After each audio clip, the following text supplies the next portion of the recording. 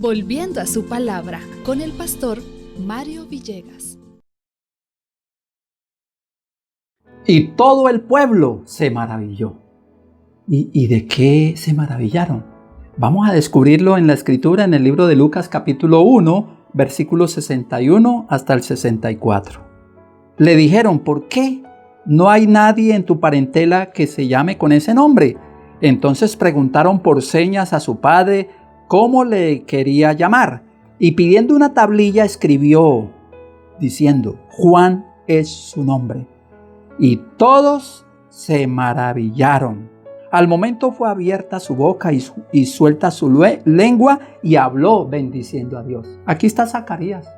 La gente decía: no lo llamen al niño, que van a ser como dice la mamá Juan. Preguntémosle a su padre. Pero como él estaba mudo, le dieron una tabletica para que escribiera, y él escribió Juan. Y se maravillaron.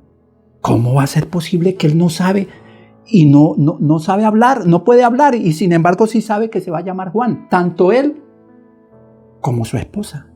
Eso es maravilloso.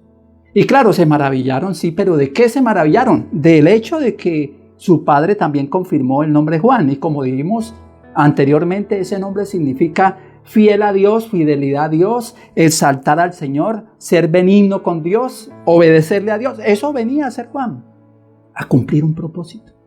Pero ¿era Juan para darle a él la gloria y la honra, el instrumento que Dios había enviado? No. Como hemos dicho anteriormente, era Jesús a quien Juan iba a exaltar. En Mateo, volvamos a recordar, Mateo 1:21, cuando se habló del niño que iba a nacer de María, se dijo: se llamará su nombre Jesús, porque él salvará a su pueblo de los pecados. Sí deberían de maravillarse, pero no de Juan. Deberían de maravillarse de aquel que Juan iba a exaltar, que era a Jesús. Y Jesús mismo en la escritura dice en Juan 12:32: si yo fuere levantado de la tierra, a todos atraeré a mí mismo. Eso no lo podía decir Juan. Sí, la gente se maravilló de que vea que maravilloso que tanto el padre como la madre sabían el nombre. Pero eso no era todo.